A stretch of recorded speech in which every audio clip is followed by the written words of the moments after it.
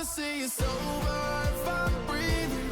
Racing to the moonlight and I'm speeding. I'm headed to the stars, ready to go far. We'll start walking. Don't ever say it's over if I'm breathing. Racing to the moonlight and I'm speeding. I'm headed to the stars, ready to go far. We'll start walking.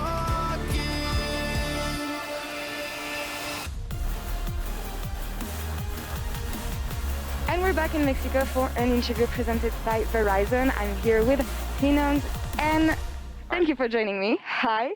Let's talk about the next game. It didn't work against IG, but you still have a chance against DFM today. Can you preview the matchup for me and what we can expect from you and this team? Against DFM, we will try to impose a more aggressive game, and as we saw, like whenever we do a good and like a strong start in the game, like we can actually play our best game, we can like just flow with it. But of course, we have to like keep cautious and like be like careful about like what kind of trades we're gonna be doing and everything, but always looking for opportunities and trades during the fights. And that's very interesting, and I see a lot of progress when I think about Loud throughout the playing stage so far.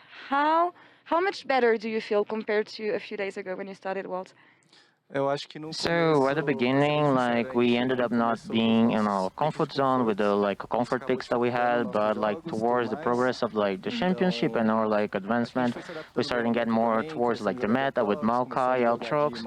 So that was mostly the difference because they got into like a comfort zone, getting the picks that they did, and they were pretty used to the like the crowd sound and everything. So that was pretty much it. We've been used to seeing Brazil shine over the years, so no doubt you will do it this time again. tinowns, thank you so much for the interview. Obrigada. Arthur, thank you also for the translation, and back to you guys in LA. Thank you so much, Lauren. Welcome back to Worlds of Play-Ins 2022 as we gear up for our second best of 5, which will sport Loud tinowns, the mid laner for that squad, up against DFM. Starting on the Loud side, I'll just say this has been one of the most exciting organizations for me to watch so far in the play-ins. The way that they've entered the tournament, the style of play that they've had, it kind of all lives up to the organization and the identity that so many people attribute to not only, you know, Loud, but to the region as a whole. Speaking of fan support, I want to know who our fans are supporting when it comes to our series here today. MasterCard fan prediction, a reminder, you guys are still 100% in your predictions, and today they are putting it well in favor of DetonatioN FocusMe. Now, by a standings perspective, I think that's a fairly reasonable thing to jump towards, but how do you guys assess it? I mean, Loud, they both went 3-2. That's my Loud point. had faster win time. Exactly. But damn, so just so people know, there's one MasterCard fan prediction each day. Correct. So 100% is still, I go against this one actually. I was predicting Loud in this series 3-1, and I think they alluded to some of the things in the interview. When they find the right comfort champions to have a decent early game, they can play with a lot of confidence, and I think their player skill can carry it through. I agree with them as well. I feel like Louder, the team I expect to come out ahead. I mean, heck, they won the last time around when they both played against each other. They're more aggressive. They're so fun to watch in skirmishes, and they've just looked so good so far. Yeah, it's a fun little note that this is the first time these two regions will play a best of 5 against one another, which is kind of fun to see who will strike first blood when it comes to the series. But of course, one of these teams have already struck first blood in the tournament. Yeah, and heck, when they played last time, tinowns was the standout for the side of Loud. Got on the Zoe, was popping off in skirmishes. I mean, heck, I think it was the first Zoe we saw in play-ins, and showing that these types of like aggressive, skirmish-heavy mid laners can get a lot done. So, you know, despite the fact they're not the traditional carries coming into the tournament, I'm really looking at the mid lane matchup today. All right, Jack, you said that you're putting your faith in Loud. You think it's going to be a dominant series, or you think it's going to go the distance? I mean, I think it's going to be somewhat similar to the last series, where it's probably a 3-1, so I definitely don't think Loud's a super reliable team. Gotcha. They have already thrown, I think, what is the second largest gold lead of play-in in their game against EG, but I do think that they have a slight edge in the series. And just to get you on record, your prediction? 3-1 Loud. 3-1 Loud as well. We'll see if they can get it done. We had a 3-1 to kick off today. We'll see if we can get 3 or more here in this one as we head over to Pastry Time and Mark Z for the call. Thank you very much, Dash and the gang. I'm Pastry, that's Mark. We're back at it again. What I have posited as the closest best of 5 so far at Worlds 2022. Maybe the entire tournament. We don't know. That's true. Maybe it's all 3-0s when we get to the main group stage and the knockout stage there. This could be the closest match we're going to see. It does feel very, very close. The fans were heavily in favor of DFM. I think that's the power of anime speaking. Yeah. I think everyone just defaults to wanting DFM to win. But I do think it's been very close. Loud, to me, has been a little bit more up and down. There's games where they look incredible. There's games where they struggle and make some mistakes.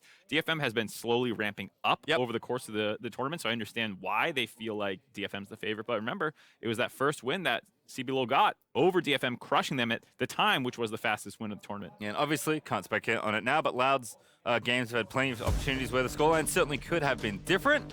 So both teams have shown pretty high peaks. I do agree, though, that DFM started not good to kick off the tournament and has slowly scaled since then. We'll see if Loud can find consistency in the best of 5, which can be tough.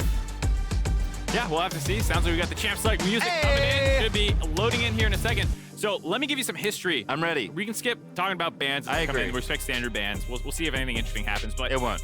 Some history about the regions and even the play-ins and the wildcard regions, the minor regions, whatever you want to call them. I've always found it interesting how there have been these changes and fluctuations in the kind of power rankings of these teams. Even if they're not qualifying all the way to the main stage of Worlds or something, there has been this kind of rise and fall of different regions.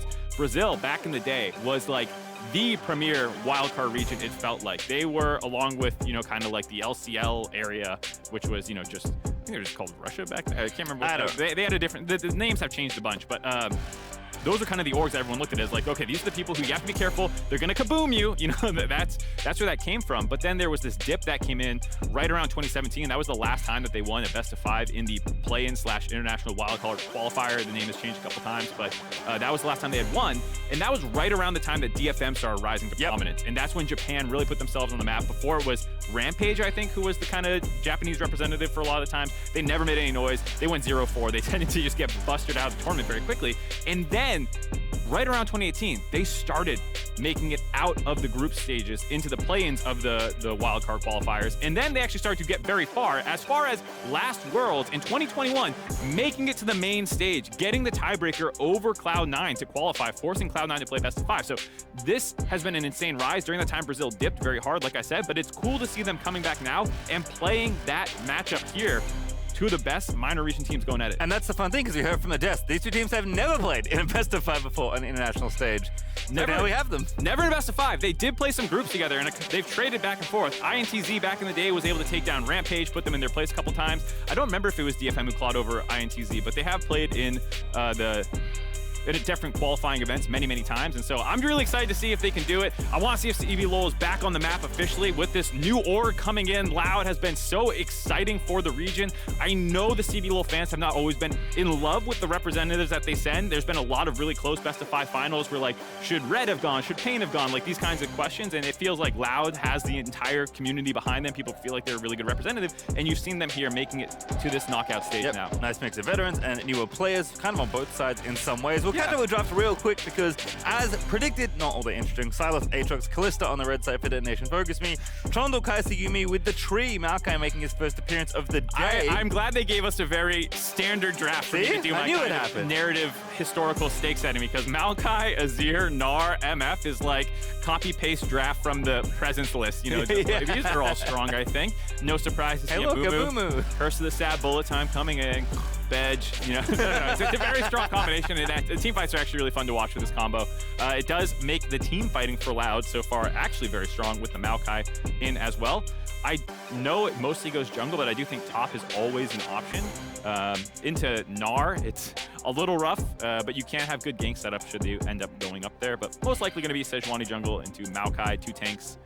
Just trying to be big team fighters. And it's interesting to think about how these teams have played so far, because again, like last best of 5, I feel like they slowly trended more and more towards the early game. We knew Saigon Buffalo were going to play aggressive, and I feel like Mad Lions kind of matched that as they went throughout the series. This time I was expecting a bit more scaling, certainly on the DetonatioN FocusMe side, but lots of Loud's wins, even with their aggression, has come through strong team fighting comps. Yeah, absolutely the case. I think Loud has the ability to go a little bit more, I don't know what you call it. They go hamburgers more often. Yeah. They're willing to scrap it out a lot harder. So to that point, I can see them going more teamfight oriented here. We'll see what Robo ends up taking. He's kind of been a bit of the X factor for me in their drafts. when they do have something interesting, it usually comes from him. He's positive in CSD in top lane, which is kind of hard to do given the other opponents in the group. So Robo's been very impressive. I have written him off a couple times because he's been to a couple international events. There's been times where I've not been particularly impressed. He's been great this event. So we'll see if they try to find a carry in the top side or if they just fully commit to this team fighting. Check DFM, who are that kind of more late game oriented team fighting team. And if you can beat them at their own game, well then great. You don't need to take the risk of heavy counter picks and whatnot. All right, well, Lissandra and Zoe. tinowns going to lose that one that he played last time. These two Zoe battled. ban, yeah. Ezreal also banned away. Yutapon going to lose a couple more champs. Kai'Sa already banned, by the way. Leona going to join it there for Harp. So taking out some of the bottom lane options there for Detonation. FocusMe, Caitlyn open though. That does leave the Caitlyn plus Enchanter support bot lane open. They already see the entire enemy bot lane. This is a very mismatched draft. Usually it's a little closer to this, but it was jungle and then the solo lanes, and the other team was jungle and bot lane. So double counter pick for Loud here to see what they want for their solo lanes. On the flip side, Harp already knows the bot lane is playing into, but they, I guess, believe Caitlyn was easier to take, less maybe shown for the solo lanes to know what they have to deal with. I would actually probably have preferred the support, but, you know, we'll have to see. Looks like Akali, yep, already locked in there for tinowns. So a bit of a different look, certainly from the Zoe, but should be fun. We've seen a lot of Akalis popping off so far this tournament. It also blows up my plan about, yeah, they're going late game, yada, yada, yada. No, maybe they're just finding a stable weak side bot lane. MF is very good about that, so they can actually go really crazy with their solo lanes here. If that's an Olaf top, that is a Robo special. It is an Olaf top. This is one of his signature unique champions. He has played it 4 times in summer, which is not a ton, but, you know, for a champion that most people aren't playing at all, quite a bit. Will give him the ability to all in that top side. And all right, they did exactly what I said they weren't going to do. They end up taking 2 volatile soul laners. That does play to their strengths, though, so I'm happy to see Loud go for that. DFM, no surprise, like I said, grabbing either Lux or the Morgana, one of the sisters. I believe they're sisters in lore. I could be wrong. I'm making stuff up. No, wait, it's her and Kale. What am I? Yeah, there we go. My bad. I get what you're saying, because one has dark binding, the other one has light binding. Yeah, so I guess like I mixed them in my head, yeah. And they often pair with the same champions in a lot of ways, but nope. Morgana goes with it. Makes sense. Try and protect the Caitlyn. So 2 very different game plans here. Bot side for Loud. Want to play safe. Want to scale up. Maybe have the Amumu roam around the map. Sejuani has been very good about that. Might be able to make some plays happen here. Comboing with Croc. Whereas DFM want to scale on the top side and make everything about the bot lane. They want to make that a black hole where you're taking turret plates. If there's no attention going down there, then you're going to take over the entire game. Start moving around the map. And that's very annoying for counter picks. If the Caitlyn gets far enough ahead that now you're getting sat on 2v1 by a Caitlyn Morgana, Olaf's not going to have a good time. No. Very bad time, in fact. So we'll see how it all shakes out. Also, pretty stable tank junglers for both sides. Sejuani and MaoKai have been extremely popular so far throughout the tournament. So not too surprising as far as that matchup goes. So feels like relatively comfy draft for both teams to kick things up. I think a lot of what we expected, obviously. Back to Amumu MF there for Loud. Back to comfort for Evie there in top lane with Gnar. Some things spicing up, right? I think this is the first Caitlyn of the tournament for Yutapon, definitely not of his career. And obviously, I don't think tinowns has played Akali this tournament either. No, I think it was a call out by Loud to say, hey, this isn't what you're playing mostly. He feels a little bit more of a caster-oriented AD carry, so saying, hey, here's one of the most auto-attack reliant ones, also more early game oriented. So Loud's putting the pressure on Yutapon, saying, hey, go ahead and try and carry your team, but he has been able to do that. We'll see if he can do it here in game 1, Loud versus DFM. See if we can keep on playing tomorrow. One of these teams is unfortunately going home at the end of this best of 5. Will it be Brazil's Loud or Japan's Detonation? FocusMe. We probably have quite a while to find out, but this game should certainly set the tone for the rest of this series. Well, the other one has the fortune of playing RNG. Hey! It is a dubious honor. Bad roll. Very, very dangerous. Probably arguably the best team we've ever had in play-ins. That, to be fair, though, could be contested by 2018 Cloud9. Made semis from there. True. A couple teams have made quarters before as well. Also true. Happens though sometimes. Bad RNG, you could say. On One Life last year, making it all the way through. So we'll have to see. Very tough. Got some nice, positive chat. Evie is the nicest. Some people, top laners especially, when they go into all chat, it's blame. It's disrespect. It's trying to bait the other guy into a war of words. Evie, thumbs up, positivity, says, good luck, Robo. And Robo says, good luck, Evie. Let's make it a show. That's very wholesome. Now watch them kill each other at level 1. Now I'm going to go invade your red buff and mess with Steel. And Steel's like, wait a second. I didn't agree to this. Robo, oh, he's just playing jungler for a second here. Yeah, I mean, this is the power of Olaf level 1. He's pretty much unstoppable if you're able to get in on melee range or if you start chaining axes. Does force him out of the topside jungle. Robo will lose some experience and CS for that, but might be worth it. Hey, they're fighting in bottom lane. Brance under half doing a good amount of damage. Ignite already down. Morgana will hold on to hers, but as predicted, Loud are getting aggressive in the 2v2. They've killed quite a few people in the 2v2 this tournament. Yeah, they're always down to scrap it out, but it is very difficult into Caitlyn's range advantage. It was a nice initial trade, but even using the Ignite, they end up behind trying to disengage from that situation. But if they can just get the kill. Back in we go. Harp is low. One more needed. Bandage just gets it done. Seos with first blood. Alrighty, Loud already throwing down the gauntlet. We'll see if Brance is written on his biceps again today or not. Maybe some more bot gap coming in. This is huge, though, because if you... Whoa! Yutapon, not the direction you wanted to go. Now they're going to flash in for it. One more order needed. Not going to be in range, but Yutapon out of sums now. All right, Yutapon baiting the flash by Brance with the backwards net, making him think he has to go that way. That was clearly not a good play out of that Yutapon there. Maybe showing some inexperience on the Caitlyn, having his mouse facing the wrong way as he's panicking, trying to get out of that situation. But wow. Loud's bot lane already throwing a massive wrench in the game plan of DFM. You want to control that lane from level 1 till the end of the game. That's how Caitlyn plays. And if you can already get this 2v2 kill in your favor, absolutely massive. Harp just stepping up too far here.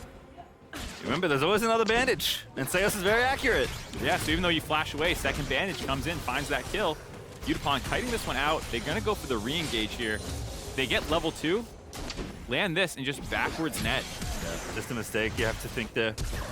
Yutapon lucky to get away. Brance does burn his flash and trade, but still forcing him away feels worth it there as top side also fighting, but looks like it'll dissipate. Yeah, as you saw in the, for example, EG Caitlyn game, if you're ever able to burn the sums of the enemy, great, start ganking them. Just disrupt that game plan. You can leave your soul laners kind of unattended right now from the side of Loud. Just let them get their 6s, let them get to the power spikes where they're able to start threatening these all-ins. And then Croc can go up there. If he wants to go bot lane early on, start comboing together with Sejuani and actually keep killing this Caitlyn Morgana lane, why not? You can see him already moving into the river. There's a pink ward. Yep, has some coverage. There is another one for DetonatioN. FocusMe, Croc gonna walk past it, but again, no flash. No sum. Back in we go. Harp the Break target. The shield. Croc moving in. Shield is broken. Harp the target now. No sums again. As we mentioned, now Brance should have another one right-handed to him on a silver platter. Make it an extra for the Loud bottom lane. Oh boy, this is going south fast for DFM. Loud looking good. Brance and Sejuani are definitely acting out that bot gap right now, and like we said, just keep attacking this bot lane, set the Caitlyn behind. She becomes very useless.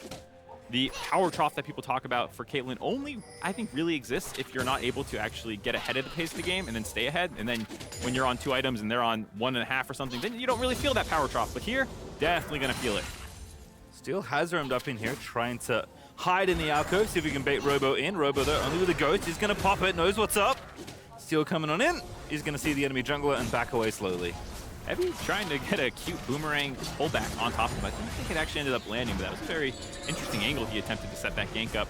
Does get the ghost, does relieve some pressure for Evie. It is the concern that when you go mini Gnar form, he pops the ghost at 6, runs at you, the slows don't affect him, he can just chase you down. Ooh, a little late on the black shield there, I think. Yutapon gets stunned for a brief amount of time, and they're still going for it again. Bandage charge keeps on going through. Damage is there, the Amumu's gonna do it himself! Double up! Needs a little bit more, the double up. Not quite there, it looks like, but still forcing them back once more. It was on cooldown, I believe. Brance had already used the double up, and Harp had the good mind to separate from Yutapon. You don't want to line that up for the bounce to go through, but still, again, forcing them out of lane. Already 10 CS up for the MF. Absolutely not what you would have expected, given the double counter pick for DFM's bot lane as well. They definitely saved those picks for their team, said, like, let's get you a good matchup into Brance. We don't want him running over this game, but it's already happening. Yeah, kind of knew it was coming, but maybe just can't stop it at the end of the day. Looks for a shuriken flip in mid, does tinowns, has ulti, so can maybe threaten here. Again, Azir, not that much mobility, some but not much. Akali can exploit you, she can stay on top of you, but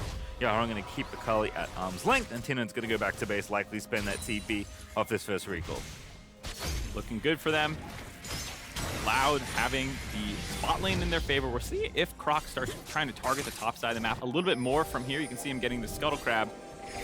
We talked about the lack of Ghost available for Robo, but you can always go mid here. He doesn't have his flash. Use that in the bot lane gank, but oh, Evie. Gnar does throw him in, tries to get him towards the tower. Ragnar coming in as well. But just a trade of ultis here at the end of the day. Croc is here, so is Steel. Croc actually going in for it. tinowns. Flashing over with a Hex Flash, I believe. Here's tinowns, like you say. Not much of a dive angle, but they might think about it. Looks like tinowns going to go back home to mid lane. Yeah, going to take a little bit too long to set this dive up. And the fact that Robo has to shove this entire wave means Evie has plenty of time to recall, come back, full health. You know, if he's half HP as Minion into the turret and there's a wave crashing, absolutely great angle, but I think Loud identified it's going to be too slow of a play to develop. Instead, actually let the wave push into Robo. So now he might have this dive threat, and that's forcing Steel after that camp. After Croc to go defend it, we got another fight in the bot lane. This time, not able to get there, but still, you know, kind of like Leona, you still get on top of them, even if you don't get the stun through. Seos once again lining it up, Harp to target, does have flash this time, but damage is there, and again, they're just completely owning the 2v2. They're gonna hit 6 pretty quickly at this point, and then you know the all-in's really coming. Yeah, it's a bit of a difficult situation for Harp to play this one out because Seos can just Q in freely. If you black shield beforehand, great, the Amumu's still flying at you. He's probably gonna break that with just a QE combo, and then he can drop the ult at 6 after. Even if you shield after the Q, the EW, you just have to hold it, and because they're not getting low health, Seos can actually kind of run at you for a period of time, break the shield off, and then ult, or use the second Q charge to break it off, then ult. It does feel very difficult for Harp to actually play Morgana into this matchup now. When you already are so far behind, you don't have the pressure in the lane, there's nothing to stop the Amumu from going in over and over again. No Ragnarok here, so Robo gonna struggle to get out of there. Oh, the W does get sidestepped barely, but Steel goes in, flashes for the auto, finds the stun, Ragnarok back up, but it's not gonna be enough, and Steel finds himself with a kill. All right, a bit of life here for DFM. Gold lead not out of control yet. It's mostly game state that feels bad, but here, if you can get your soul lanes going, you can get rolling. Capitalizing on Robo's ult being down, forced out earlier by Evie underneath that turret. And here with Rift Ult started, we got Strut coming up the river. tinowns here as well. Again, Yaharong doing well in the lane. You can see in the gold ghost, he's doing very well just under Brance. As 6 does get hit for Seos. That's a big power spike for this Rift Herald fight. Yeah, I like what DFM's doing here. They start the Rift Herald, Loud comes up to contest, and they just say, okay, great, and they leave Caitlyn down the bot lane, bait this kind of response from Loud to get some breathing room onto the Caitlyn if she can get this shove. Morgana, you can see in the river dropping some wards to get some turret plates. Here, just a nice bait. Steel has again snuck into the top side. These lane ganks for Steel have been a big focus for him, and this one works out as Robo felt safe stepping forward while Evie was on ward clearing duty. No Ragnarok, no Ghost, easy kill. Certainly so. Rift Herald, though, is secured there by Croc. We'll see where Loud want to direct their attention. Up a couple hundred gold right now. Mid lane's going to be the target. They flash in, gets pushed back, though, and Yaharong very effortlessly getting out of that one. Yeah, Yaharong's ult forcing Croc back, so when the smash came through, it actually popped into his own turret. It was hard to get that off. You have to get the Q almost instantly before the Azir ult shoves you back. So not able to get it, just cost his own flash, so a bit of a oopsie there for Loud, and some breathing room again for DFM, knowing that there's no flash MaoKai W for any of these laners. Yeah, looking at bot lane quickly, we saw it. Brance still up pretty significantly, despite the CS being quite a bit closer. Yutapon sticking down there on bottom side, generally being able to farm safely when nothing wild is happening. So he's going to catch up, but like you said, he picked this lane to get ahead and stay ahead, not to fall behind and get even. Yeah, I'm wondering how much I'm making it sound doomed for DFM, but it's not quite yet. We'll see if I can make this point before any dragon shenanigans happen. Steel is in the area, so they might contest this. I'm more worried about Amumu flying at your face at this point. Seos is locked and loaded with the ulti. Yeah, I don't think this is a fight DFM want to take. Oh, so no. Where I was going to go with this is the bot lane game plan has obviously not gone well. The gold lead is not that bad. It's even. Basically, you have a dragon for Loud. You have this Rift Herald. It's going to expand. It's going to get a little bit worse for a little bit here, but this scaling and team fighting, arguably for DFM, is better. Loud is playing a very short-range, engaged composition, if you can kind of kite that out. Obviously, with Caitlyn late game, Gnar, Azir, whatnot, you do have the ability to team fight still. So, you know, I'm wondering if I've overstated how bad this is going just because the bot lane hasn't exceeded on its win con. Nice bait there. Brance going to have to flash out of this. Steel once again in the lane. Dude, this guy in his lane ganks, someone put a damn deep ward on him and see where he is on the map. I mean, they had to have known. I think he was in that area given the blue timing. I think he had blue himself and didn't actually hand it off to Yaharong. So maybe that was why Loud did not know that there was the blue buff being taken right then. I'm going to check that actually right now. Yeah, he does have blue buff, so maybe a bit of a trick to make them think that, oh yeah, well, we would have seen Yaharong pick up the blue buff if Steel was in the bot side of the map. I don't know, but right now Steel is slowly getting DFM back in control of this game. Harp trying to cancel once again. Seos going in. Croc's here this time though. Ready with the MaoKai ult, but lots of damage being eaten by the Amumu Yutapon. This time with a good defense. Ace in the hole, getting it blocked, but it burns the stopwatch as well. Here's MaoKai though coming on in. Curse to the Sad Mummy, finds a stun. Bullet time is ripped and Harp is going to go down, but Brance, the target, does fall in response as Steel. Maybe not looking for a second, but it's 1-for-1 in bot lane. 1-for-1, but Brance dies. Good trade for DFM with Harp being the one taken down. Yutapon barely able to kite that one out. Steel still in the area to come down and give defense there, working out for them. And critically, Harp has been putting points into his E. He's E max right now with 3 points into it because of the problem that I was talking about, where his shield gets broken too easily. And I think you could see there, Sejuani was a little surprised at how quickly or how hard it was to break the shield, couldn't drop his ultimate. And that's when you have time for Caitlyn to kind of start pelting him down. Nice adaptation out of the bot lane there. Normally you see things like Qmax if you're trying to actually fish for kills and really punish them with the trap combos that Caitlyn can do. I think them recognizing they're on the back foot, go E here, makes some sense. Certainly does, as tinowns was looking for a roam towards the top half of the map, but was watered out, so got halfway up the river and walked back down with Yaharong continuing to push in the wave. And tinowns has left lane a few times. That's the primary reason actually that Yaharong is so far ahead in CS. In fact, with nothing else happening for Yaharong, Azir's already got Leandri's finished. Pretty powerful right now. Actually finished it very quickly, the first mythic done of the game, as you can see there from my little graphic. You know what's funny? I realize we don't get the boop, boop, boop, boop in our ear from the MasterCard completion, but it's there for the audience. So thank you, MasterCard. Oh. I don't get to hear it, so I'm a little sad I don't get that. What is now a kind of well-known, it's like a staple, yeah, of Worlds. The MasterCard first mythic item completed. Nicely done there. tinowns tagging Harp, but definitely not going to go for a trip there. On the other side of the Shuriken Clip would likely be a one-way ticket. No Dragon up for 2 minutes either, so just vibes mostly here on the bottom side of the Rift as Seos joins Brance back in the bottom lane. Gale Force stun as well, by the way, for Yutapon, so has certainly evened things up just by continuing to stay calm, and honestly, Steel really patching up the early game where things were going well for Loud. Yeah, I mean, I would say neither team's win con in the early game happened. Right. Nothing good in the solo lanes for Loud, and the bot lane for DFM kind of got exploded. They have recovered it with that counter gank a little bit. You can see the CS slightly in his favor, but no turret plates taken, which is obviously what Caitlyn is expecting to do in the early game. So in that sense, neither team have gotten what they've wanted. Now you have these short-range melee solo laners who are not ahead of the pace of the game. They're not completing their mythic items first. They can't just brainlessly dive you with this MaoKai and kill you. So I do think this actually puts Loud in an awkward position where they have to be very careful how they take these team fights.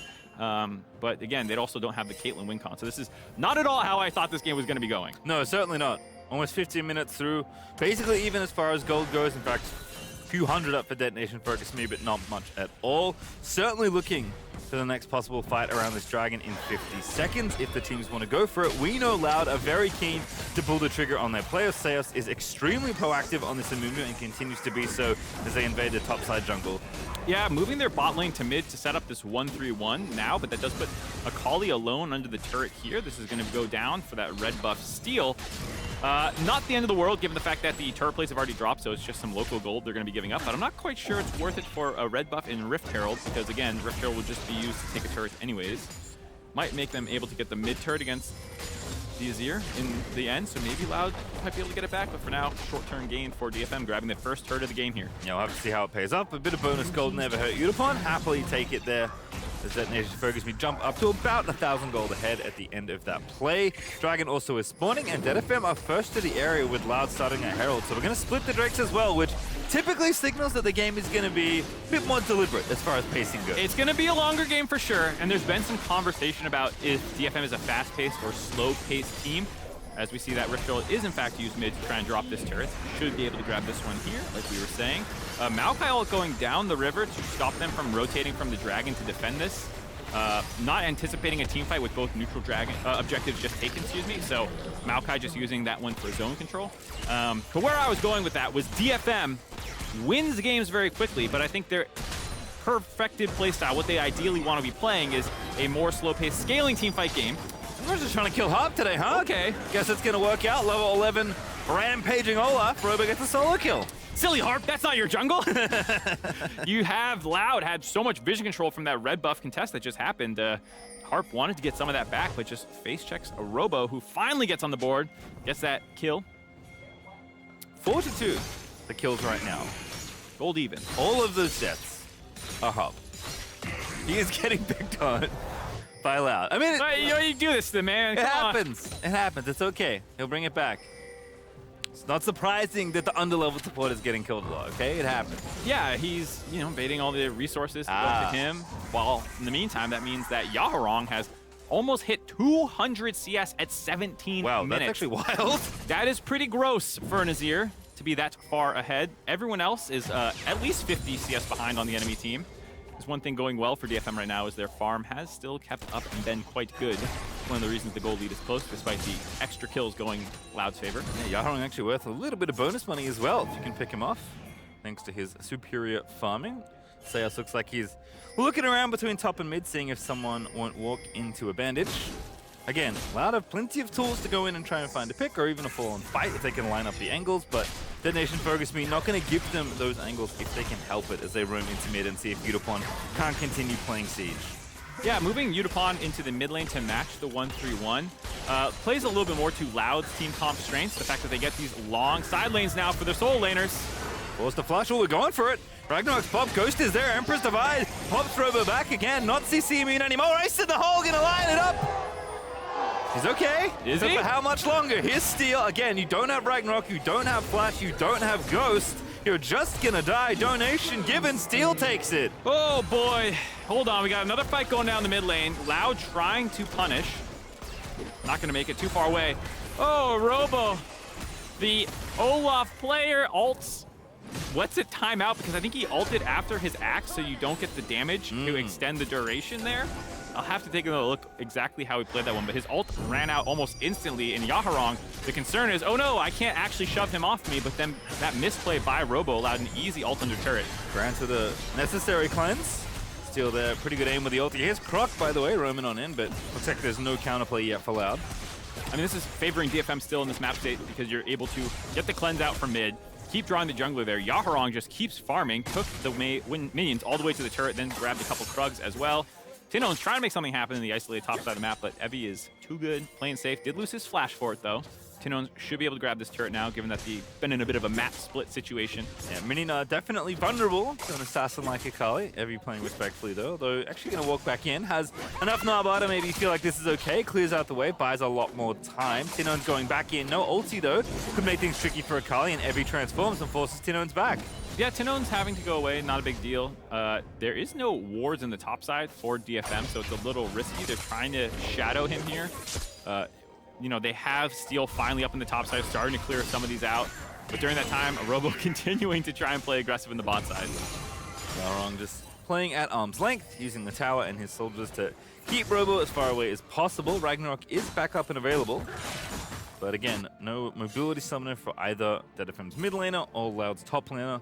Means that without some assistance, I don't think Yaharong's in too much peril. Sejuani though trying to threaten and at least create enough space where Robo can take down this tower. Loud are looking for a bit more gold, and we'll find some here as Robo finally finishes off this outer turret. Robo able to grab this one. I went back and rewatched it. He actually did ult at the right time. He got a Stridebreaker proc, but he just shorted his second axe, and then once that missed, continuing forward, of course it's going to time out. So Robo still in a fine position to keep trying to threaten these all-ins. He is not that far behind gold-wise from Yaharong, as you can see there. And if he can get some roams from the mid lane, you saw Sejuani moving down there to kind of cover him a little bit. There's been pretty good vision control from Loud whenever they pick a side of the map they want to overload. You saw the top side having a ton of wards here with Dragon spawning in just a couple 10 seconds about. They're already moving down, got pinks in the river, making it so DFM are going to have to face check them. Number of rank 2 ultis available for this upcoming fight if the teams want to pick one. Looks like they do. Brance currently trying to reverse the wave here in mid, but DetonatioN FocusMe going to roam into the river and try and take away vision. Sejuani looking for a banish toss angle. Teleport coming in as well. Loud looking to set up here and take this dragon away. Yeah, Robo TP's in. Both Evie and tinowns still on the top side of the map. Both have teleport to match here.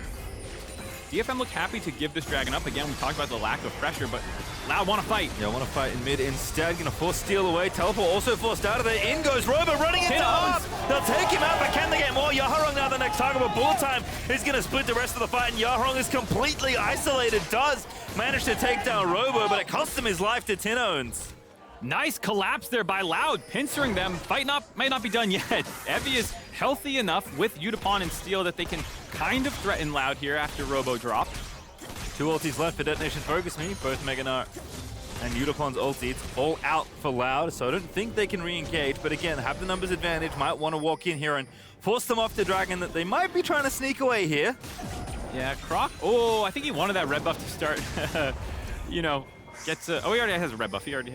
No, he doesn't. That's just the Bramble. Yeah. You'll get baited. Yeah, I got baited. The little red circle underneath. He wants the red buff to heal up. That's why I was trying to finish that one off there, and then they can contest this, but taking them too long to get the red buff healing on him. So it looks like DFM are going to get this one for free. Yep. Second Dragon for them. Again, definitely signaling a slower game, but DetonatioN FocusMe happy to have the Soul trending in their direction. Now slightly closer than their opponents, but... Ooh, Loud. Maybe doing a Baron sneak in response. It was a pretty slow tempo play for DFM to get that. The people who were in that fight never got a reset off, and you can see them breaking apart. They have members in the air to contest, though. Also makes sense with how they've, you know, what side of the map they've played on as far as vision goes for Loud, but DetonatioN FocusMe will do their homework, make sure to check the objective. Could stay on it here. It's little under 5,000 health left, and we might just be going for it here. Steel's actually pretty far away, so they can finish the Baron. MaoKai once again trying to zone them away. They get the Baron. tinowns dives in. Now tries to get out, but perfect execution is just going to be that for the enemy team as Yutapon takes him out. Yeah, tinowns trying to find a kill there, but does buy space for the rest of Loud to get the recall off. A really nice Baron. Such a slow Dragon take by DFM. And the fact that they did not have Steel trying to go immediately towards the top side of the map. He was actually doing some jungle clearing. They didn't have any vision of him, but I think Loud were just, you know, flipping it a little bit, saying, if he's not in the area, there's no smite contest. And the zoning tools that MaoKai has with his ultimate meant that it was free. And now Loud up 2,000 gold, almost 1.5k. We'll see if they can get some more turrets off the map, get this gold lead even bigger. Yeah, game has been kind of in touching distance for a lot of it here with the gold lead trading back and forth, but see how much damage Loud can get done with the Red Bull Baron in just a moment. Is this the call that got them there? Yeah, he lands the E by tinowns. Very tempting, especially with the ult coming in. Breaks the shield. Did not break it in time for the MaoKai ultimate. I think he was trying to get there in time so that the MaoKai root would land on the Yutapon. And then afterwards, he was just doing what he could to try and kill someone. Didn't work out, but you know, at the end of the day, you still got that Baron. It was not the end of the world to lose that on yourself. Would be nice for the 1-3-1 if all three of your lanes could have Baron on it, but still Loud. Huge play, great call by them to force that Baron. Yeah, sneaky sapling actually by Croc at least got Harp's flash out of the deal at the end of that replay. So, you know, not too bad, but tinowns having to trade his life away there. We'll see how it works out. As we continue on, Loud should be building up a pretty hefty gold lead if they can play the map state right. Seos once again onto Yaharong, baiting out the ulti. Very nice there as the MaoKai ulti comes in as well. Typically see that being used to kind of set up a dive and threaten them off the turret, but Croc just kind of letting it rip there in the top half of the rift. Yeah, I was a little worried for a second there of exactly what was going to happen when Seos went in by himself. I think if Yaharong could have got that shove back, it would have been a very easy kill on the Amumu. But luckily, able to get out of there. Now setting up this push between mid and top lane, should be able to grab some of these turrets. So tinowns is rejoining the squad as well here in mid. Yutapon though firing away. 2 items done for the Caitlyn. Evie looking for the angle, forcing Brance to flash away. Very respectable by Brance there, does not want to get stunned up while Robo is not there. Now Yaharong wanting to go in. No ulti though, but again, Robo just got no health. Yaharong is so strong on this Azir. Getting another solo kill. Gets the solo kill. Robo having no MR is completely itemized for the Gnar matchup, really. Getting punished for that.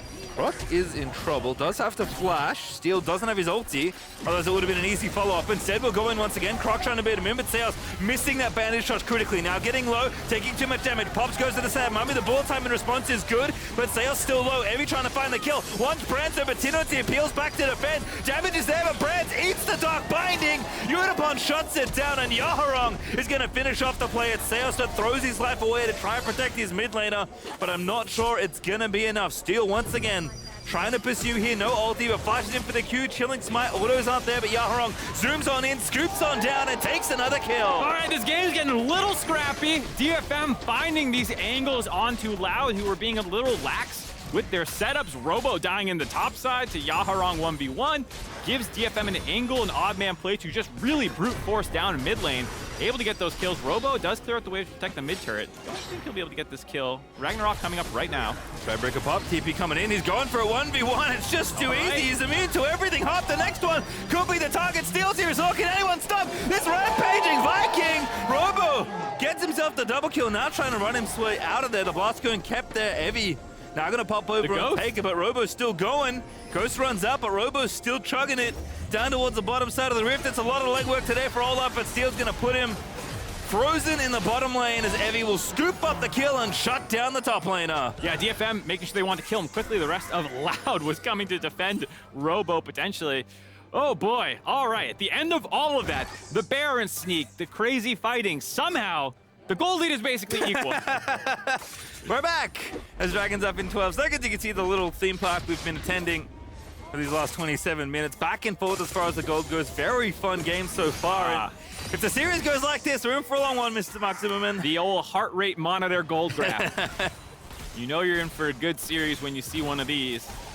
And even up the Dragons here as well. Again, we warned you it was going to be a longer game, and certainly seems to be the trend right now. But DetonatioN FocusMe feeling a bit more confident. Yutapon has found item number 3, quite powerful now on the Caitlyn as they will try and line up a 5v5, but tinowns on the flank is spotted by Control. Lord TP looking for the pincer. Croc there with the ult. They're going to try and get him from all 4 sides. Caught in the cube. Can they get it done? It's Seos that moves in. Ball time channeled there by Brance, but Seos still trying to fight it as Yutapon gets his way out of there and takes out the enemy support. tinowns now looking for the assassination, but Yutapon's going to outplay it. Dragon's still loose. Steel's still low, but he lives somehow in the end of it all as Robo's getting low. Brance on the front line gets whipped out by Heavy and Yaharong. And they'll somehow make that work and take the Dragon to boots.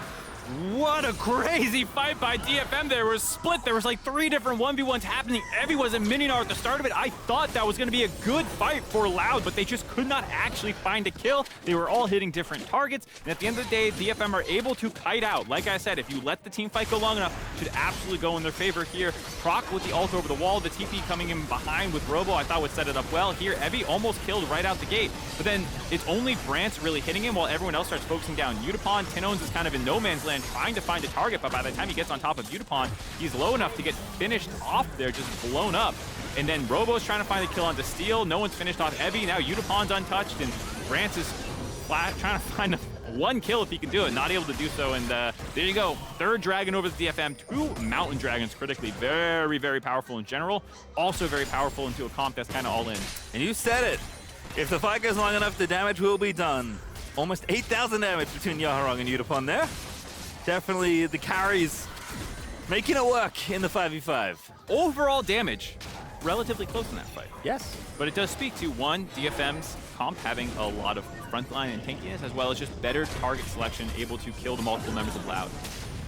Yep, they spot Croc, decide that that's not the fight they're looking for. Baron, though, is the target here. Robo's going to spot them, but Evie almost transformed once again. Ragnarok forced out. Good aim once more by Steel Sejuani. Evie continuing to zone them away. Here's the MaoKai ulti, though, to try and do the same. DFM are off the Baron. They're off the Baron, but they're now getting more control for it. The ult's traded. A little surprised to see Croc commit that one to make sure that they could get out. Doesn't mean it's very hard to contest. They have a Caitlyn trap line through 1 choke point. Will force them to have to come in through mid-river as well as blue buff ramp. Forcing tinowns to TP, and he does. Baron pretty low though again. Azir Caitlyn damage pretty significant at this stage of the game. It's Croc maybe with an angle, but he's trying to go to the front door. Are we just going to try and flip? He gets it! Croc flashes in, steals the Baron. Tinowns got Evie. My goodness, Croc alive for a little bit longer, but the fight's still going in favor of Loud. They have to get out of the Baron pit. Yutapon, can you escape? Curse of the Sand Mummy tags 2. Robo finds a shutdown on Loud and flip the game right back around. DFM thought they had control, but they did not have anyone marking Croc. He just walks up, flash, smite, steals, and then during that time, Evie was mini-Gnar, I believe, gets focused down by the side on the top. Look at this, just no one actually trying to stop Croc. They just have those 2 traps, and that's it. Meanwhile, they're in the pit. There's this massive bullet time. There's no one to stop that from channeling. Doesn't end up actually hitting that many targets, but Evie was split. He dies. Harp trying to run into the entire team, and now they're just pinned up in this pit. And again, Seos here holds the ulti. Didn't even need it for the front of the fight. Make sure they scoop up at least 1 more kill, and Brance makes it another with the flash. Crowd seems to like that one, as this game has been very topsy-turvy. We found the 1 Loud fan in the crowd. There's a ton online. There's that guy in the crowd. He's excited. He's feeling it. Loud enough, certainly. Very hypey crowd so far. It's been lovely to hear them all worlds long in Mexico City. And we're kind of in the spot we were the last time the Baron got taken, weirdly, where Loud have a gold lead and a Baron once again. in the driver's seat. In the driver's close out seat. game 1. Have a gold lead again after getting a Baron. That's how it was before, but then they lost that gold lead. It went close to even. I think for DFM, they're not out of this game at all yet. Still all inhibitor turrets up. If they can find a way to hold on to these, that's great. If you lose one, not the end of the world. Just try and survive this and be in a position to contest this next dragon, but if you can't do it, you can still sack this. And I think preserving your base is more important than flipping for the 4th dragon soul point. Just give it over the Loud if you don't have a good angle. And do everything you can to preserve your base so you're not under pressure of a split push later on. Here's the zoning ultimate. MaoKai ulti, everyone's just gonna tank it. Bullet time, they're gonna be ripped as a result. Still moving in. Brance, though, just gonna bait in, is forced to pop the cleanse, but Evie eats a stun in mini now for him. Curse to the Sad Mummy finds 1 stun, but only 1, and not enough to get the job done as Robo was looking for the wraparound in top side. They're gonna give it up. Very nice defense by DFM. They're absorbing multiple ultimates from the enemy team, forcing out some from themselves as well. Like I said, base defense is the name of the game right now, and if you ever get a neutral fight against a Baroned up team defending your turret, that's a huge win. The fact that this monstrous Baron power play is not getting any bigger, it's already up to 5,000 just from the fights and the kills, but keeping your turrets alive is absolutely critical for DFM here, so that's a big win. Only 30 seconds left on the Baron means that they're probably not going to be able to get anything else with it. They might get this dragon, but it's going to time out around the exact same time. So DFM with that defense might be able to move in. Most of their ults will be back available. Steals is very short cooldown compared to people like Sejuani. So this might actually be an angle for DFM to get the soul point. I mean, to your point, even though the gold is currently in favor of Loud, I would never sleep on a team with an Azir this big. 6-1 and 5 for Yaharong. 4 items already done. Robo going to be the target of mid lane, but Sejuani trying to find the counter engage. Amumu, not that tanky. Yeah, that's why Yutapon is going to blow him up there. Steel's got the CC to keep him locked in place. 5v4 now for DetonatioN FocusMe with soul points still on the table. Yeah, trying to force out Croc. He's the man. If you can get this smite off, it's not even contestable. Good one if they can get it, but they can't grab it just yet. Still, the dragon is going to be their target. Will they bait the fight or will they start the objective? Objective now going to be hit. Yutapon doesn't have enough traps to set up a proper trap line quite yet, it looks like, but does get a couple down. Croc, no flash, does have Hex Flash. It is worth noting. Yeah, he can get into the pit. They've got vision as well, by the way. There's that ward right on the left that they can't see. They don't have a control ward down there as they're going to try and pop Robo to at least get the Ragnarok there. tinowns also looking for the flank. They know MaoKai's here. Again. He's going in again! Not again! Are you kidding me? Crocky steals the dragon, keeps the soul at bay, but the teamfight win going firmly in the favor of DetonatioN FocusMe, but Robo gonna run away safely. Brance gonna get shot down. He's GA popped as well. Oh boy! Not the same level of heroics this time by Croc. Not able to win the fight afterwards, but does delay what could have been a game-ending objective.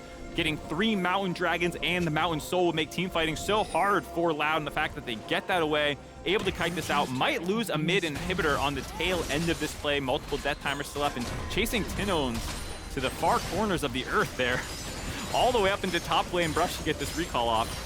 Yaharong can take the Croc because he was trying to chase that. tinowns here back up. Robo was up there.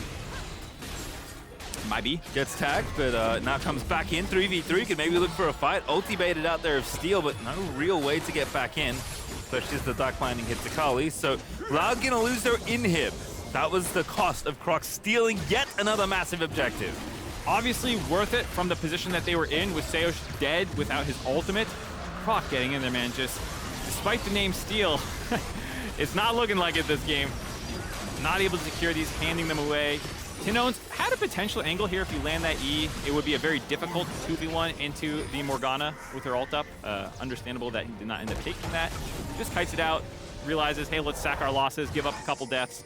Worth it to deny that massive soul point. Baron up in 40 seconds will be the next objective. And it looks like Loud might have the general map control right now. We do have auto-pushing mid lane for Loud, but obviously you're just going to keep Brance in the mid lane to wave clear. We'll see if DFM can shove them out. All right, well, seen it twice already. Could see it for a third time in 20 seconds as Yaharong tries to make the play onto tinowns, burns the ulti. tinowns does not get caught by Azir. Doesn't get caught. Does get the ult out. Means that for a little bit, DFM will probably be playing defensively until it comes back up. Not a very long cooldown. You can already see a quarter of the way back up for Yaharong. Interestingly, does not have room for a decap in his build. Went for Shadow Flame. Banshees still have plenty of damage. Very important to survive. tinowns diving onto you in the backline, so it makes some sense. Look at that top lane. That attack was still there. I didn't even realize. Maybe a bit of gold there for Yaharong. Not that he's going to have a chance to spend it, because we got a Baron to contend ourselves with here, folks. Yeah, we have the kind of map split where DFM are finally going to break this turret, but Robo is down in the bot side. Evi does not have teleport to contest quite yet. It will give a window where if Loud want to flip a Baron and just start a fight or something, as we see, whoa, steal down the mid lane. Did get the cleanse from Brance. Perhaps worth it there. Ultimate cooldowns aren't that long at this stage of the game, although it's only rank 2, not rank 3 ultimate for steal, as Evi is going to chase Robo away. Pretty protracted dance here, but Loud wanting to lean on their teleport advantage for a little while longer. Evi's cooldown is about to come up though, as Croc finds a fight there on the top side. It's Yaharong, the target they want. Azir is a very juicy target to get. He is going to get hit up there, but they can't follow through the Emperor's Eye, but Sales flashes in, tinowns shuts it down, and Loud find themselves in a critical position as Robo straight up diving the enemy top laner, forcing Evi away. Evi was able to kite away from the axe and make sure that it was either between getting damage or picking it up. Ends up surviving there critically, but with Yaharong down, Loud want to force onto the Baron. So 4v4 right now. tinowns TP'd in. Robo, oh, he's going to stay. I think he realized Evi's going, so he's going to try and apply the pressure. Sheos does have ulti. Gets spotted in the brush there, but Loud just want to buy time for Robo. I do like the slower play by Loud here. The fact that there's still 30 seconds on Yaharong. Just keep pressure on the Baron. Stop DFM from being allowed to go back. Evi is running up there now, but you're guaranteed to at least get this bottom turret. Maybe more. If Evi shows here, you might be able to get Robo to TP back down into the Baron. And we saw it already. Robo decent in the 1v1, especially against Minino, though. Evi's about to transform as I say that. Robo here, Pop Stride Breaker runs away. He's got the Ghost ticking away. Yutapon's down here as well, so they're just on the Baron for Loud. Robo with the perfect Vapid Steal here, trying to repay the favor. It's his turn. Steal. No, it's not. No, the MaoKai ulti's too strong, and Loud, a very clean bit of map play, gets him another Baron, the third of the game. Loud showing they're not all hands. They got brains too. That map play right there was absolutely incredible. Robo staying on the bot side, forcing Evi to TP after getting the pick onto Yaharong. They have to pick something to defend, and surprisingly, DFM chooses the bot inhibitor over trying to defend the Baron. I think the correct call is just let Robo take that bot lane. Evi, hold your TP probably after he lost it. I don't know. It's tough because then you'd have super creeps pushing automatically, and Yaharong would be the one who would have to hold Robo because he would be the one with TP up. It would be a very difficult situation. Now, though, the enemy has Baron. The extended play, though, DetonatioN FocusMe do have vision around the possible soul. It is 2 dragons to 3. DetonatioN FocusMe can still get themselves the Mountain Soul. Seos gonna get himself stunned up by Sejuani, but a lot tankier now. Oh, he finds the backline instead. Stuns up Steel if they can kill the jungler. That makes getting the dragon a whole host easier. Massive amount of damage done already. tinowns gonna try and make the big play. Into stasis we go. Robo's going absolutely ballistic in the backline. Takes out Steel. Every low, they're going off. It's a shutdown. Robo pulling this game out from maybe the brink of defeat, going absolutely off in the late game on Olaf. And DetonatioN FocusMe are routed in this mid lane. Robo is taking over. He's the one who sets up that macro play with his pressure, and then there goes ham on the back line while the rest of the team was dealing with DFM's tanky front line, able to survive through that. Will give them their 3rd dragon of the game, as well as picking up a number of kills here. Nice snipe by Steel, but realistically, no one can follow up there. Yaharong and Yutapon, you can see, are just busy dealing with Robo during that entire time. tinowns lands this ult, sees the combo with Robo to go in there and start trying to get members low. Steel had a nice interrupt to stop him from getting in here, and it's just Robo 1v4 basically. Yeah. You can see him get 1 kill, get the second. They can't peel him off, just life-stealing through everything while the rest of Loud was busy with the front line of DFM. That was the Robo 1v4. What a beast. Yeah, when Olaf's ahead, it's real rough for Yaharong's Azir, because your buttons just don't do anything. And I have you credit, he's not that far ahead. Robo, this game, did not have an incredible early lane phase, did not have this insane kill score until just recently. He had more deaths than kills until just literally that fight. So he was not significantly far ahead the pace of the game, which is when most Olafs look the best. He did not have a great early game. We talked about the bot dive where the ultimate timed out before, but showing that he has this champion on lock in the late game, can still play these fights out in the midst of the enemy team. Still have Baron, and did get the dragon, so now it's soul point apiece. Don't see that too often, but that's the situation we're currently in. 1, maybe 2 waves left for Loud to try and push down more turrets. Bottom lane inhib still open for them to take as well, but not going to get that much done. You're going to have to do it fairly. Yeah, no teleports, but still I think the lane assignment's a little questionable here by Loud. I think you would want to get that free open inhibitor if you could, instead of getting this push up in the top side. Maybe a misallocation of resources as Baron times out right now. Still, with 2 Barons, Loud has not cracked an inhibitor. Once again, Croc lets the ulti go. Gonna try and buy some space here. Maybe a fight on. Oh, the ulti splits the uprights there for steal. And tower is low, but it will be defended just barely. DetonatioN FocusMe holding on to what structures they have left. Pretty even trade of ultimates. Croc's at around 47 seconds. Steel's at around 53. So if Croc ever wants to throw his out for zoning, Steel is more than happy to yeet his out there as well. Stop people from being able to grab that turret. And again, defending their inhibitors by DFM. Oh boy, we are going to get a split situation in 2.5 minutes. I feel like the Baron, it spawns 30 seconds earlier. If it doesn't die in that 30 seconds, you're going to see someone opt for the trade. How that's going to go, though, is going to be the entire game. One team's going to get Mountain Soul. The other team's probably going to get Baron. I feel like Mountain Soul is the more important one, so I would expect a contest, actually. But you never know. This could be one of those weird games where you sack the Soul, you get the Baron buff, you try and end the game off that. This has been a crazy game 1 in a 5-game series. Yeah, I can't remember what the longest game of Worlds 2022 has been yet, but I wouldn't be surprised if this one was at least in the running. We'll have to get an update perhaps later on, as someone can inform me. But Loud lining up for these next objectives. 130 to that Baron, as you said, 30 seconds before the Dragon, up in just over 2 minutes. Confirmation, just past the longest. Let's go! You have a thick Spidey sense, Pastry. And again, we did say after the first Dragons were split that we were going to get a long one. Didn't necessarily expect the longest one of the tournament. Do you know who was playing in the old one? DetonatioN FocusMe and another team. Wrong. No! DRN's RNG. Very good game. Oh, of course. Oh, that was day 1. That's so long ago now. That was such a good game, though. All right, we'll have to see if Loud can get this Mountain Dragon. I expect that to be, like I said, the higher priority one. Barons have not been too impactful thus far in this game. Obviously a very powerful objective itself, but the teams have not been able to exploit it, and I think you would much rather the permanent shield, the extra resist. Both teams have very tanky front lines that you have to punch through. Everyone has items. Everyone should have all their sums up by the time these objectives spawn. We've got, a couple bits on the flash for Evie and Brance, but I don't think it's going to be too far away. Robo's going to try and pressure this open inhib, but again, can't. When the game gets this late, can't get too wild. Cannot afford to make a mistake. No, any fight at this point that is a wipe will obviously end the game pretty much outright. For DFM, they can charge down mid lane. That's open. For Loud, probably running through bot lane.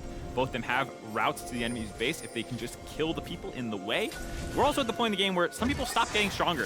Azir did swap over to the death cap, like I said, dropping the Shadow Flame, absolutely the right call when you have that much gold, but here we go. Rank 3, Amumu ulti gets it going! Goes to the set, Mommy finds 3. Harp is gonna mount on Robo! He's just gonna do it again! He's going on a rampage! He's berserk! Yaharong gets himself killed again! And Robo saves the day in game 1 for Loud! That should be it! Objectives be damned, they're going for the fight right down the mid lane.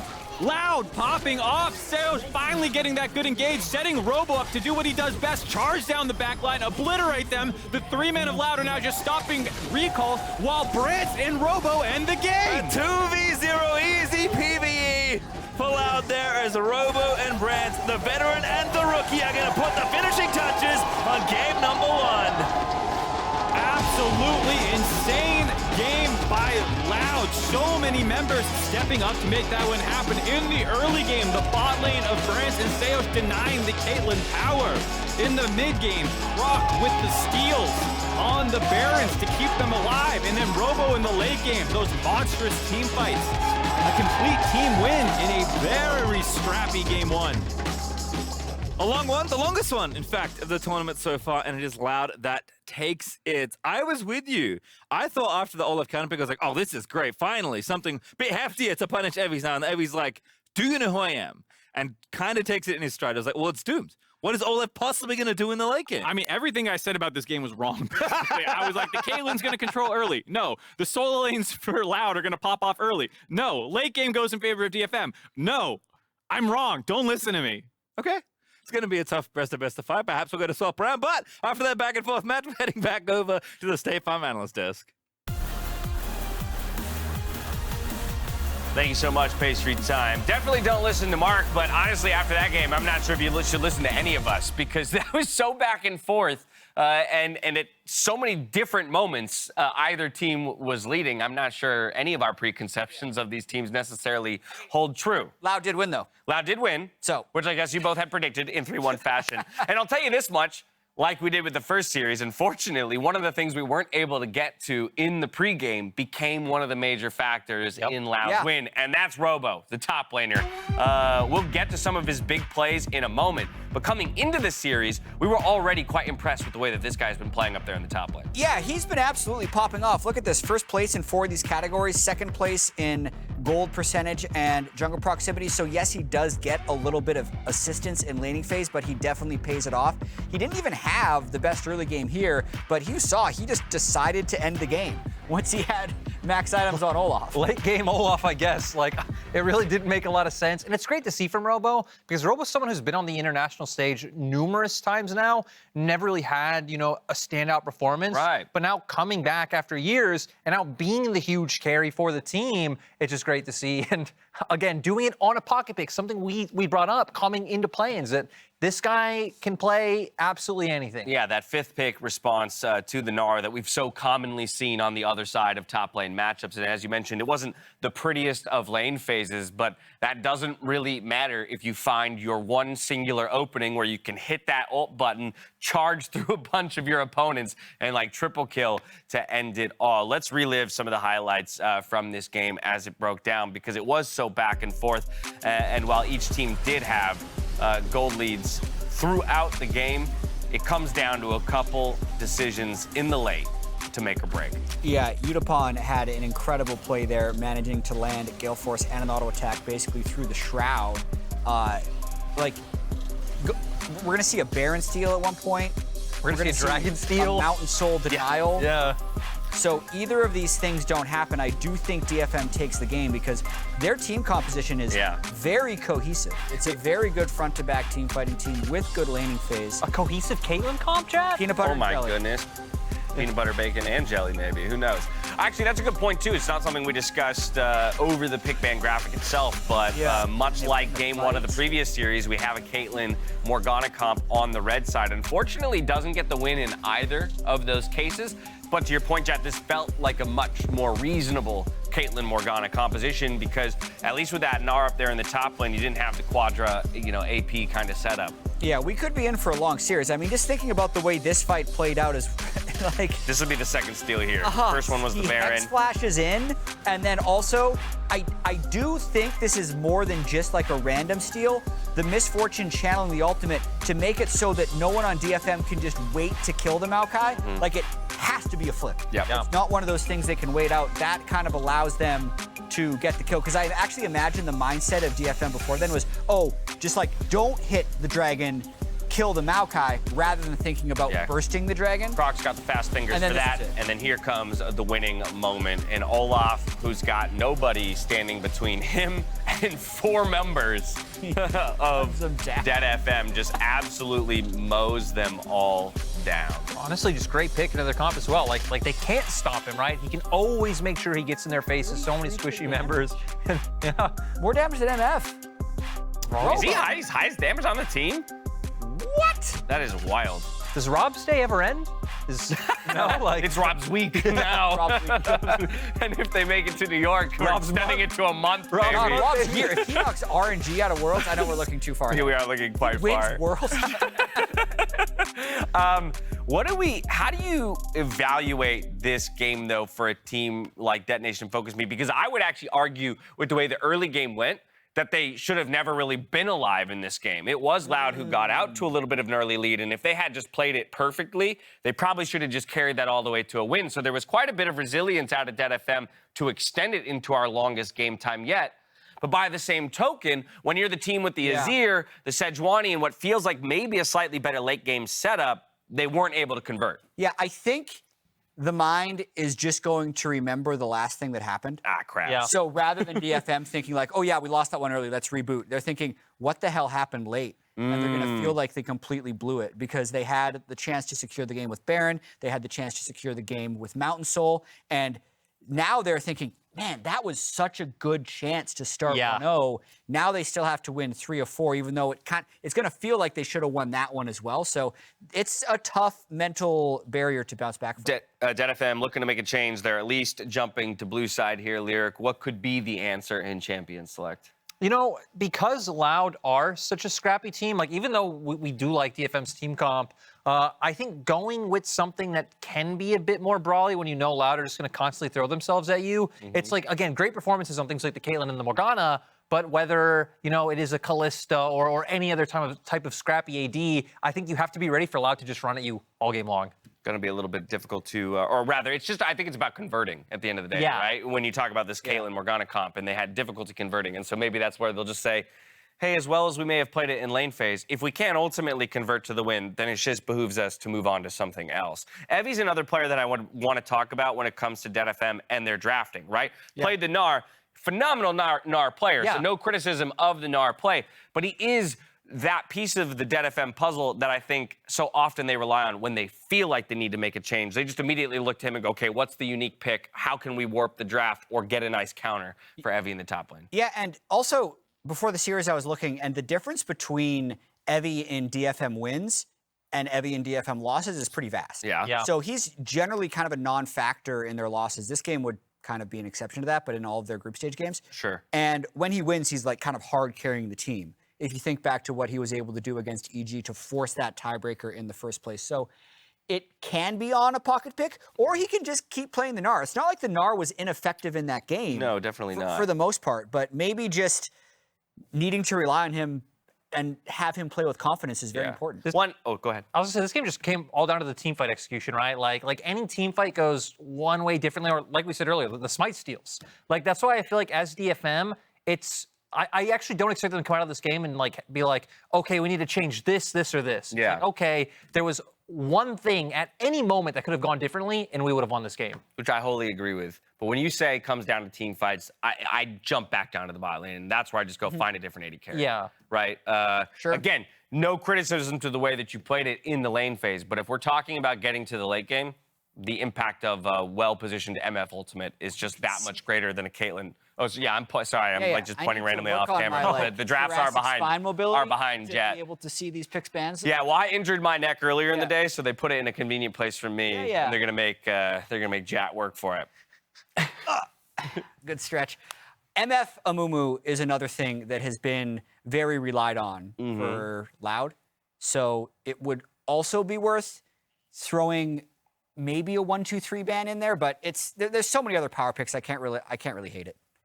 Also, letting the MaoKai go over. MaoKai, while understandably it doesn't have the highest win rate here at Worlds, it just always has such massive impact. And so again, I gotta wonder whether or not they're gonna, prioritize similarly that MaoKai as they jump to blue side, maybe snag it in that first pick and force Loud to adjust. If we talk about it from the Loud perspective and wanting to go up 2-0 and probably make this one a little cleaner of a win than game one. From Red side, how can they maybe preempt some of what DetonatioN FocusMe might bring? I like waiting for Robo to have counterpick. Yeah. That's a really big one.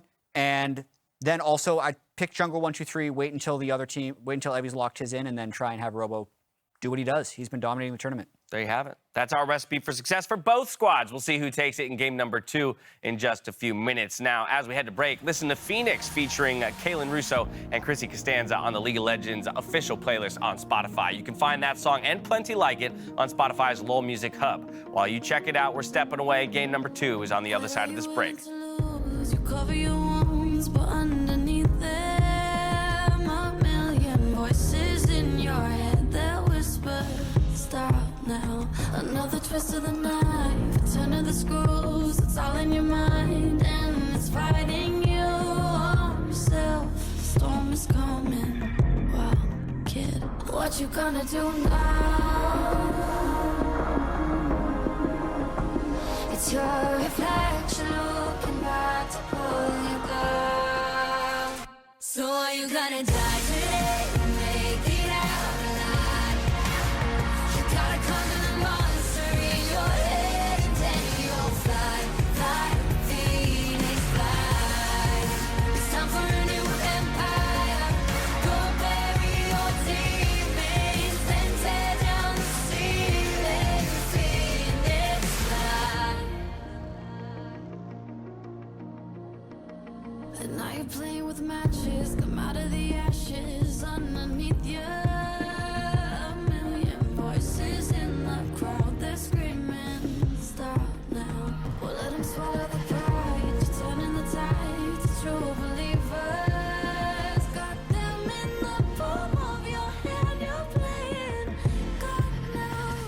what you gonna do now?